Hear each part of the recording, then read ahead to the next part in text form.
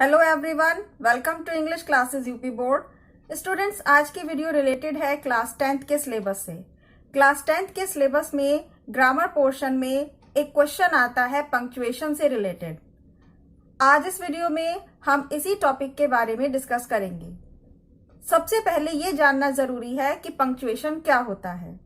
Punctuation means एक वाक्य में सही ढंग से, सही तरीके से full stop, capital letter, comma, inverted comma, interrogative mark, इस तरह के बहुत से साइंस को सही ढंग से प्रयोग करने को पंक्चुएशन कहा जाता है। बोर्ड एग्जाम में ये क्वेश्चन 2 नंबर के लिए पूछा जाता है और इसको सॉल्व करना बहुत ही आसान है।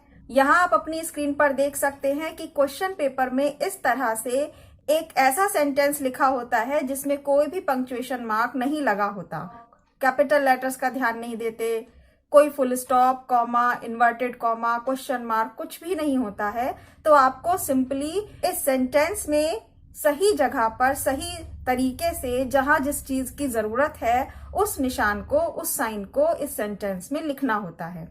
इस वीडियो में मैं बोर्ड एग्जाम के पर्पस से इम्पोर्टेंट कुछ साइंस को डिस्कस कर रही हूँ। आप यदि इन्हीं साइंस के ऊपर ध्यान दें और इन्हें समझ लें तो आप इस क्वेश्चन को बिल्कुल सही तरीके से सॉल्व कर सकते हैं। और ये पंक्चुएशन साइन क्लास 5th से लेकर क्लास 12 तक के लिए आपको काम आएंगे। ऐसा नहीं है कि इस वीडियो में हम केवल 10th क्लास के लिए ही इन्हें इम्पोर्टेंट बता रहे हैं।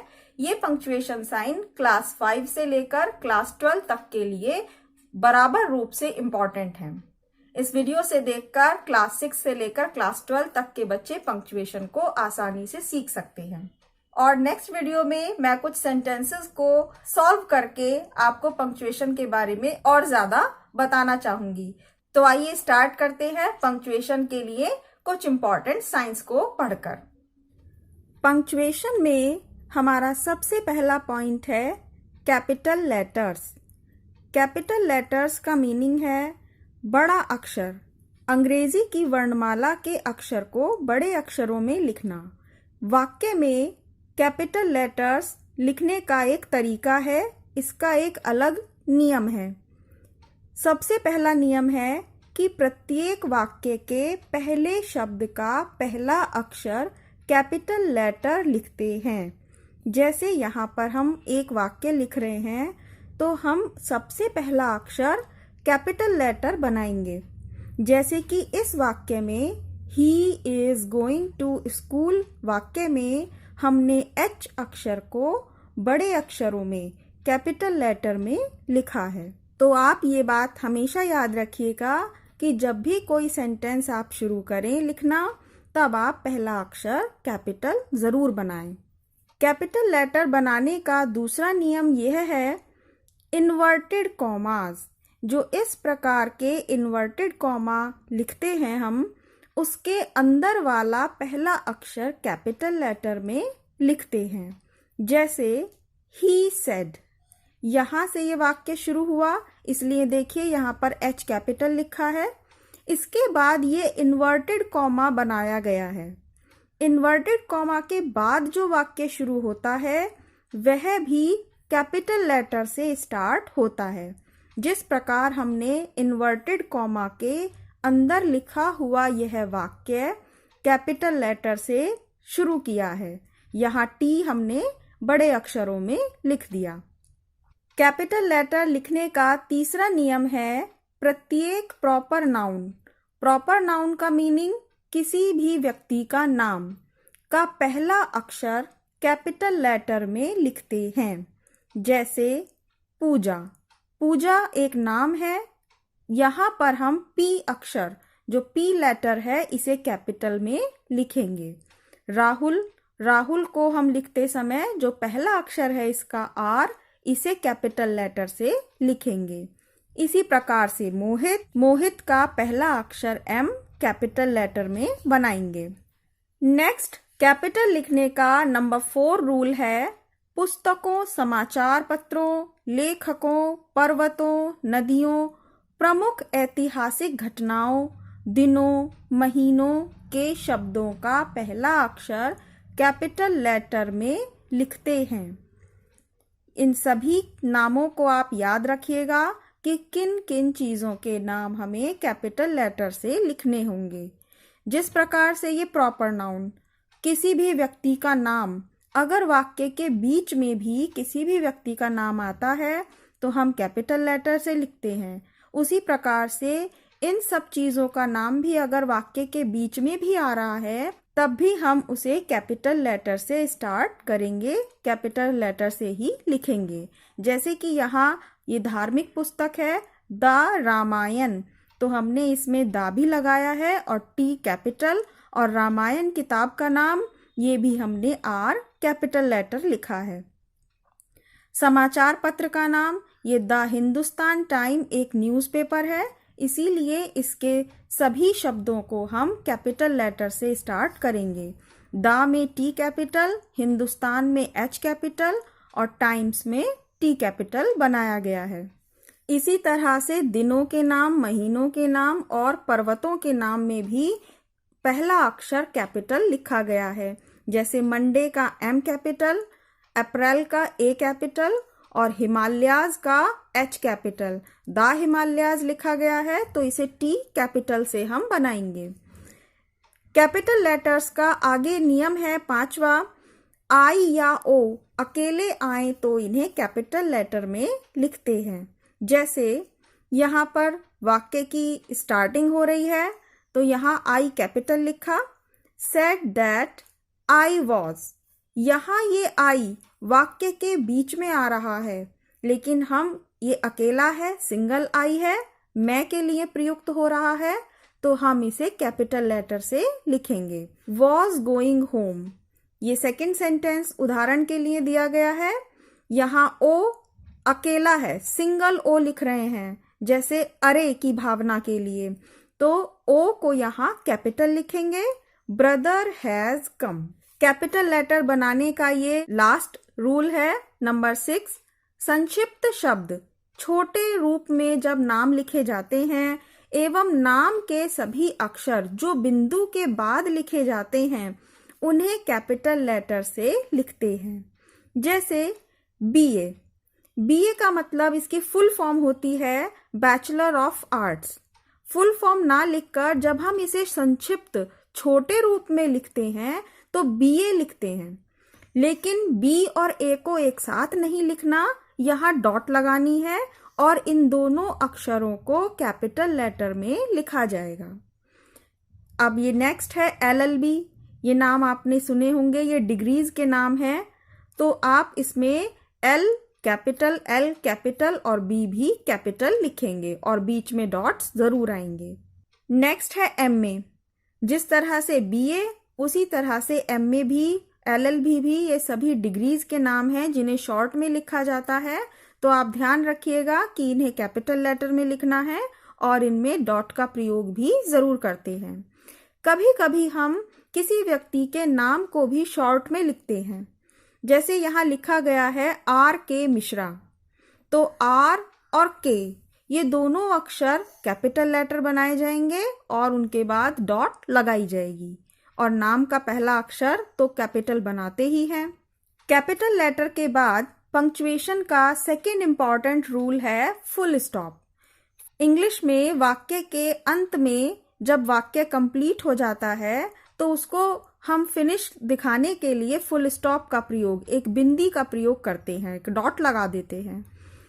इसका पहला नियम है कि जब वाक्य पूरा हो जाता है तो एक साधारण असर्टिव तथा इम्पेरेटिव वाक्य के अंत में हम फुल स्टॉप का प्रयोग करते हैं। जैसे ये एक वाक्य यहाँ लिखा है उदाहरण के लिए, ब्रिंग, ब्रिंग क्योंकि वाक्य स्टार्ट हो रहा है तो हम बी कैपिटल लिखेंगे, bring a cup of T, और यहाँ ये हमारा वाक्य कंप्लीट हो गया तो हम यहाँ फुल स्टॉप एक डॉट के रूप में लगा देते हैं। सेकेंड एग्जाम्पल है she is going to market, तो वाक्य जब स्टार्ट होता है तो सबसे पहले कैपिटल लेटर, उसके बाद जब ये एंड हो गया सेंटेंस, एक साधारण वाक्य के अंत में हम फुल स्टॉप का प्रयोग करते हैं। ये जो शब्द यहाँ लिखे हैं इन पर ध्यान दीजिए, असर्टिव और इम्पेरेटिव। इनका मीनिंग है कि एक साधारण वाक्य है जिसमें कोई प्रश्न नहीं पूछा गया है।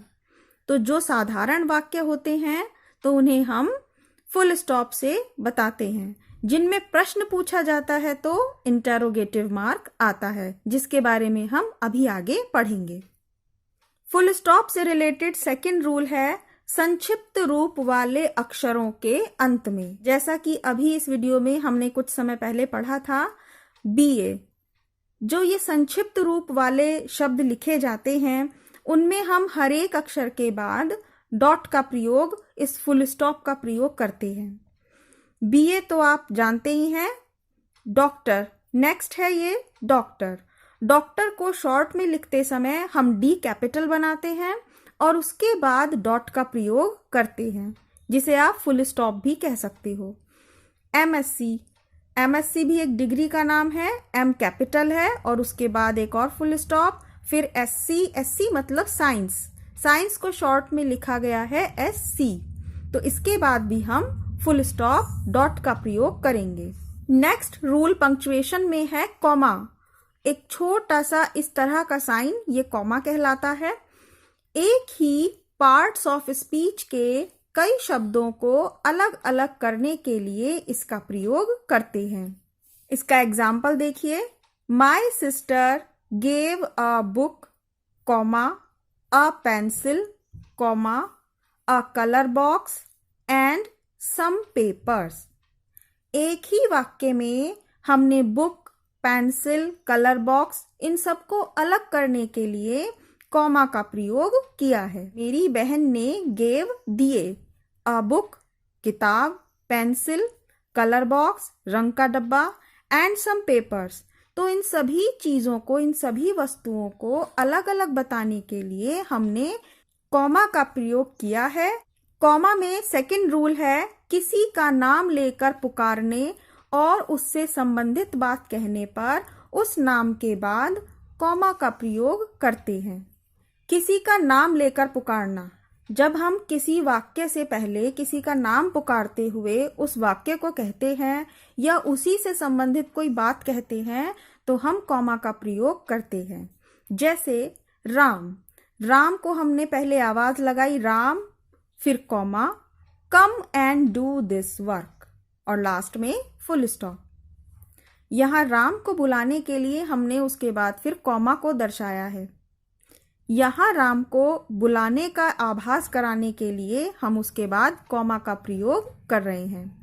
ऐसे ही सेकंड सेंटेंस है। यहाँ इस सेकंड सेंटेंस में पहले फादर को कहा गया है कि पिताजी, तो तब उसके बाद ये दिखाने के लिए हम ये कॉमा का प्रयोग करेंगे।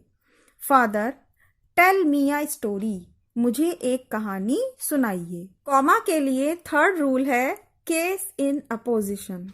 पहले व्यक्ति का नाम और फिर उसकी किसी विशेषता को बताकर या उसे संबोधित करते हुए कहा जाए और फिर कुछ और वाक्य कहा जाए तो उसकी विशेषता से पहले और बाद में कॉमा का प्रयोग करते हैं। इस बात को हम इन एग्जाम्पल से समझते हैं। इसमें कहा गया था कि यदि हम किसी व्यक्ति के बारे में बात कर रहे हैं और उससे संबंधित कोई बात बता रहे हैं तो हम उसकी विशेषता को कॉमा में लिखते हैं। ये चीज केस इन अपोजिशन कहलाता है। जैसे कि फर्स्ट सेंटेंस है अकबर, अकबर के बाद कॉमा लगाते हुए हमने उसकी एक विशेष बात, उससे कुछ रिलेटेड बात को बताया है। एक ही सेंटेंस में अकबर की दो विशेषताएं बताई जा रही हैं, तो हमने एक स्पेशलिटी को कॉमा के अंदर क्लोज कर दिया। जैसे अकबर के बाद हमने लिखा द सन ऑफ हिमायू का बेटा, वॉज अ ग्रेट किंग, एक महान राजा था। तो पहले ये वाक्य अकबर जो है यहाँ से रिलेटेड भी है और इस बात से भी रिलेटेड है। Akbar comma the son of Humayun फिर comma was a great king, ये वाक्य इस प्रकार से लिखा जाएगा। सेकंड सेंटेंस है, देखो उदाहरण में यहाँ पर हम मिल्टन के बारे में क्या कह रहे हैं। Milton a famous English poet was blind. यहाँ मिल्टन के बारे में दो बातें कही गई हैं, फेमस इंग्लिश पोएट और ब्लाइंड।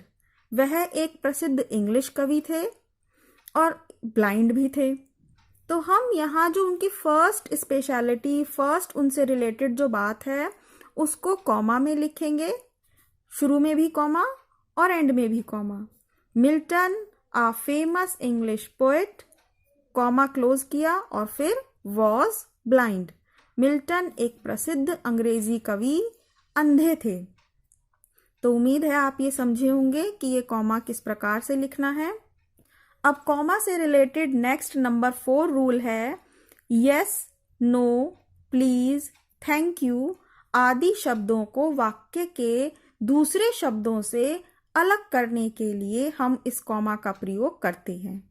जैसे फर्स्ट सेंटेंस है गिव मी योर बुक, और प्लीज, प्लीज शब्द को इस वाक्य से अलग करने के लिए कॉमा का प्रयोग किया गया है। यस, हाँ, आई कैन गो देयर।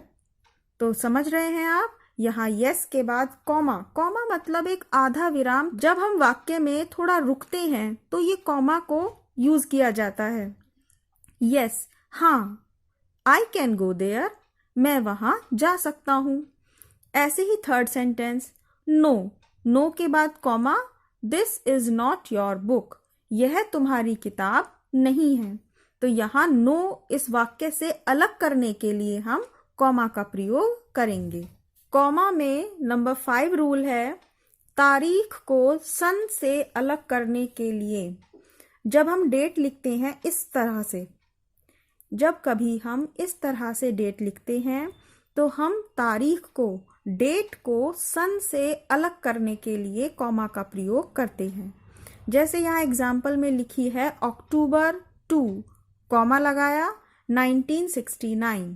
तो ये 1969 हमारा सन है, वर्ष है। इसे हम 2 अक्टूबर से अलग करेंगे और कॉमा का प्रयोग करेंगे। मार्च 16 के बाद कॉमा 2019। पंक्चुएशन का नंबर 4 रूल है इन्वर्टेड कॉमास। ये आप देख सकते हैं कि ये इस तरह से इन्वर्टेड कॉमास लगाए जाते हैं। इसका फर्स्ट रूल है जब वाक्य में सेड शब्द आए तो इन्वर्टेड कॉमास का प्रयोग किया जाता है। इन वाक्यों में सेड शब्द के बाद किसी व्यक्ति द्वारा कही गई बात को इन्वर्टेड कॉमास में लिखा जाता है। यहाँ एग्जाम्पल में आप इस बात को ज़्यादा अच्छे से समझ सकते हैं। देखिए यहाँ एक सेंटेंस शुरू होता है, टी हमने कैपिटल बना दिया, जैसे कि हम ये नियम पढ़ चुके हैं। The teacher said to Amit, Amit एक प्रॉपर नाउन है तो ए कैपिटल आ गया। उसके बाद कॉमा और फिर इन्वर्टेड कॉमा। अब जैसा कि इस नियम में लिखा था, सेड शब्द, जब हमने वाक्य में देखा कि ये सेड शब्द लिखा है, टीचर अमित से कोई बात कह रही हैं, तो अमित के बाद जो वाक्य है उसे हम कॉमा लगाकर और फिर इन्वर्टेड कॉमा लगाकर इस बात को लिखेंगे।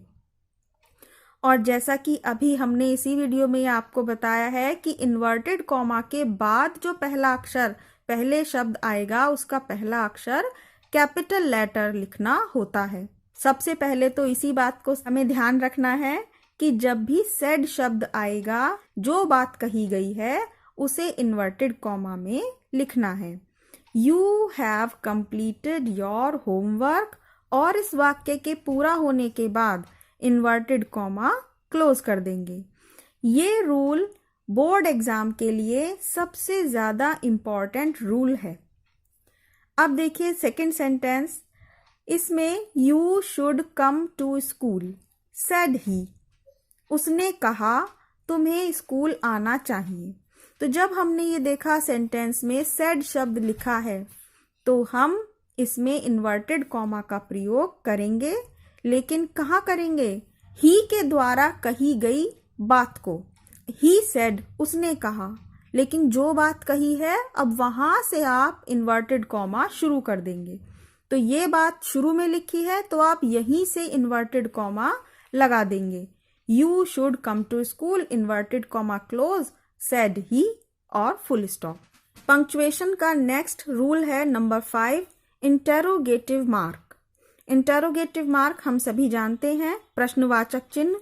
जब वाक्य प्रश्नवाचक हो, वाक्य का प्रारंभ where, why, what, when, who, how आदि शब्दों या सहायक क्रिया is, are, am, was, were, did, do, will, shall आदि शब्दों से होता है तो वाक्य प्रश्नवाचक होता है।